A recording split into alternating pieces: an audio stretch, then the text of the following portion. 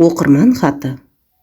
Оңтүстіктің қызы болғаным үшін сүйгенімнің анасы мені қабылдамады. Мен оңтүстік Қазақстанда, Жамбыл облысында дүниеге келдім. Осы өңірде туып өстім. Өзімнен үлкен ағам мен әпкем бар еді. Жастай әкеміз бақилық болып, одан айырылып қалдық. Әкемнің бейнесі еміс ғана есімде.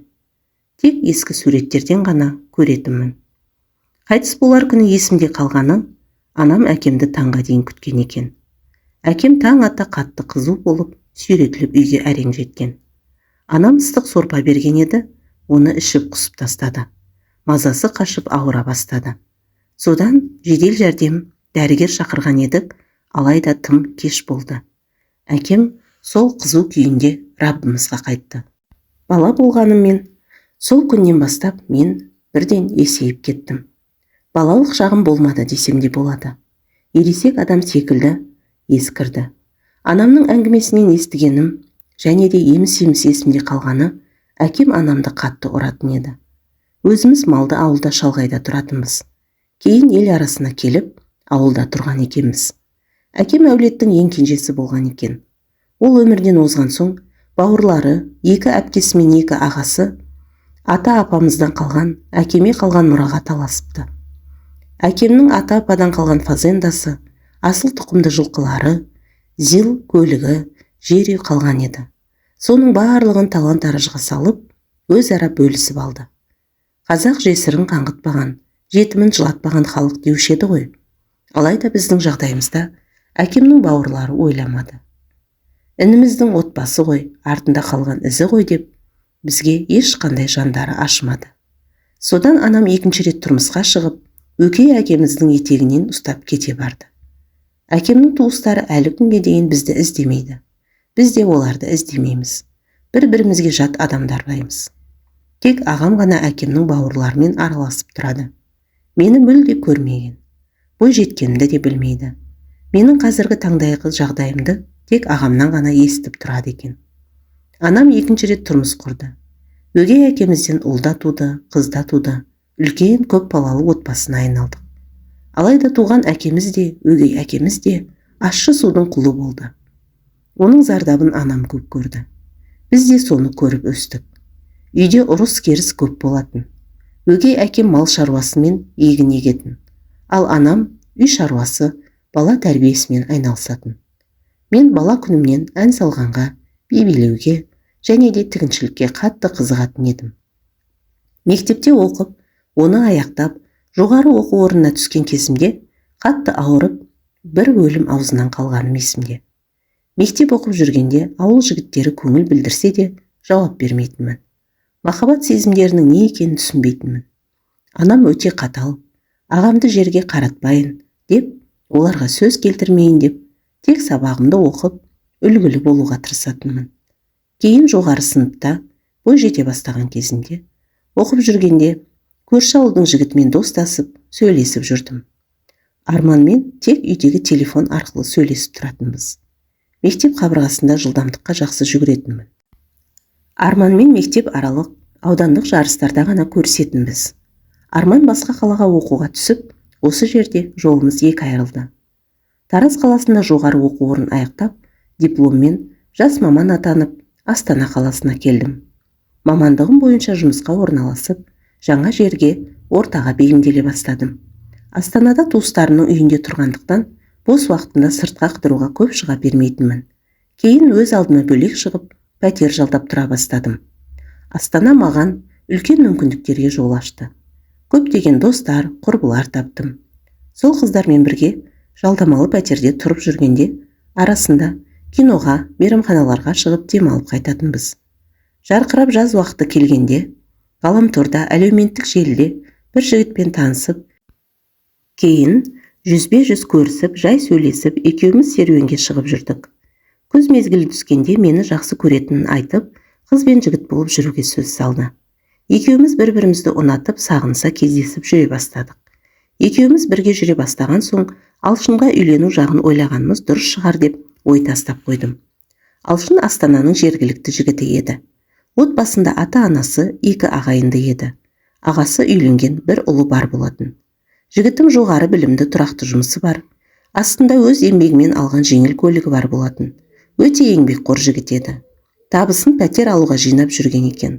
Қыс мезгілінде жаңа жыл мерекесіне орай мені үйленгелі жүрген қызым деп ата-анасымен таныстырды. Анасы менің оңтүстіктің тумасы екенімді естігенде, ұлының маған үйленуіне бірден қарсы болды. Сөйтіп қайтарда Алшыннан мұны естігенінде, менің қатты көңілім түсіп, жылап, сөйлесуге шамам келмей көлігінен түсіп кеттім. Сөйтіп анама хабарласып болған жайды айтып едім, анам мені жұбатып: "Қызым, уайымдама, ол жігіт болмаса басқа жігіт кездесер, әлі-ақ бақытты боласың" деп мені жұбатты. Алшынды өмірімнен сызып тастағым келіп, екінші жұмыс іздеп тауып, бар көңілімді жұмысқа аудардым. Ал жігітім менен айырылып қаламын ба деп, күнде хабарласып, көңілімді табуға тырысып, өзінің мені сүйетінін, қайтсе де маған үйленетінін айтып жүрді. Көлігімен жұмысымнан күтіп алып, келесі жұмысыма апарып салып, жанымнан табылуға тырысып жүрді. Жазғы демалысқа ауылға баратын кезде онымен қатты ренжісіп қалдым. Ауылда болған уақытымда онымен мүлде сөйлеспей қойдым. Сөйтіп Астанаға оралған соң өзіме жеңіл көлік сатып алдым. Оған ашуланған сайын бар ынтамды жұмысқа аударып, табысты болып, үй, көлік алып, мақсатыма жетуге тырысатынмын. Уақыт өте Алшын және көңілімді аулап, екеуміз татуласып қайта жарасып кеттік. Сөйтіп анасы қарсы болса да, келесі жылы үйленеміз деп жоспар құрып қойдық. Алшынға сеніп, онымен ерлі-зайыптылар секілді тұра бастадық. Осылай жүргенімде, күз мезгілінде аяғым ауыр екенін білдім. Мұны естігенде Алшында қатты қуанды.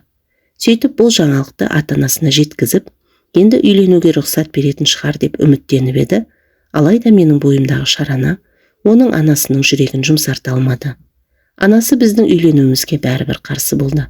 Менің бар күнәм оңтүстіктің қызы болғаным еді. Ондағылар оңтүстіктің тумаларын жақтырмайды екен. Ата-анасымен танысқан кезімізде алғаш қарсы болғанда жігітіме ешқандай ана өз баласына жамандық тілемейді. Ара қатынасымызды осы жерден тоқтатайық дегенімде, Алшын: "Маған мүмкіндік берші, уақыт өте анамды көндіремін" деген болатын. Алайда байқағанындай, Алшын ата-анасын көндіре алмады. Маған берген уәдесінде тұра алмады. Сонан кейін оны іштей қатты жек көріп кеттім.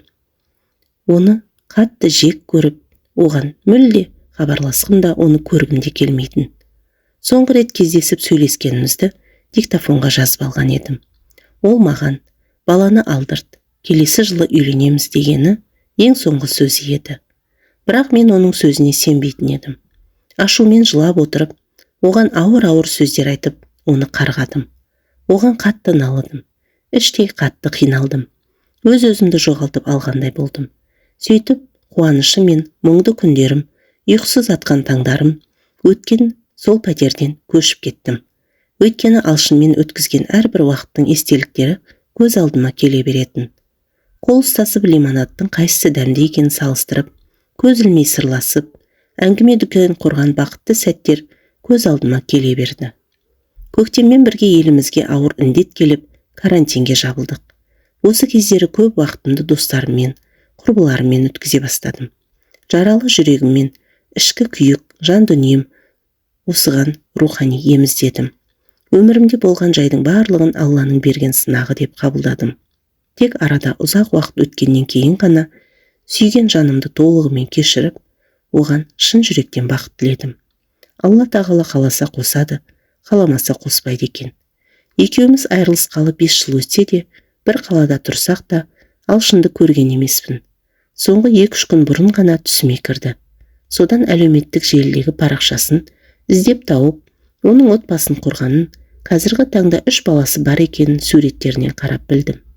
Оны іштей кешірдім. Оған шын жүректен бақыт тіледім.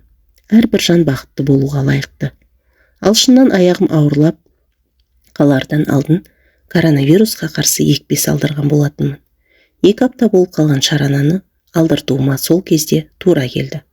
Болмаса 2 адамның шынайы махаббатынан жаралған сәбиге жарық дүние сыйлап, жақсы ана болар ма едім, кім білсін. Амал қанша. Бейкүнә сәбидің обалы өз мойнымда. Бұл ісім үшін Алланың алдында ертеме кешпе өзім ғана жауап беремін.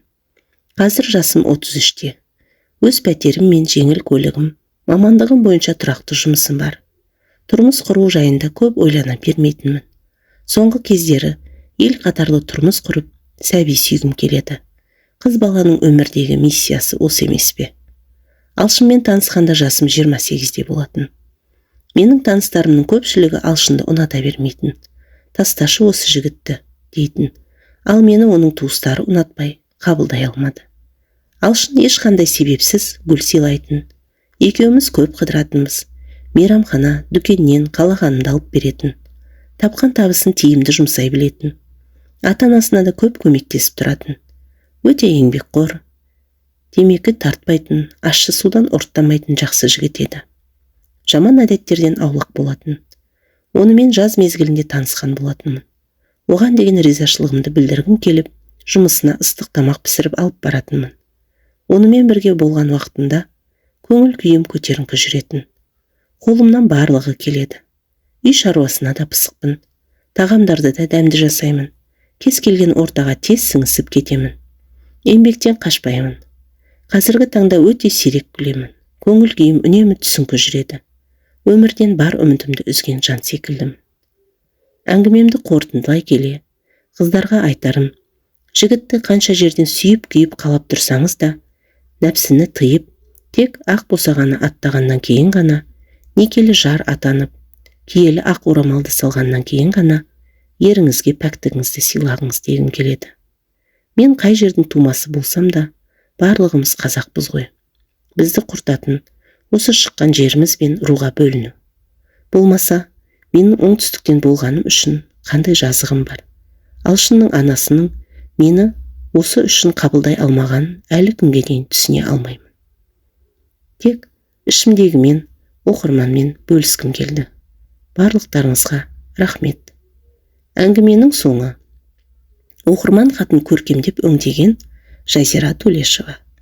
Ден қойып тыңдағандарыңызға үлкен рахмет.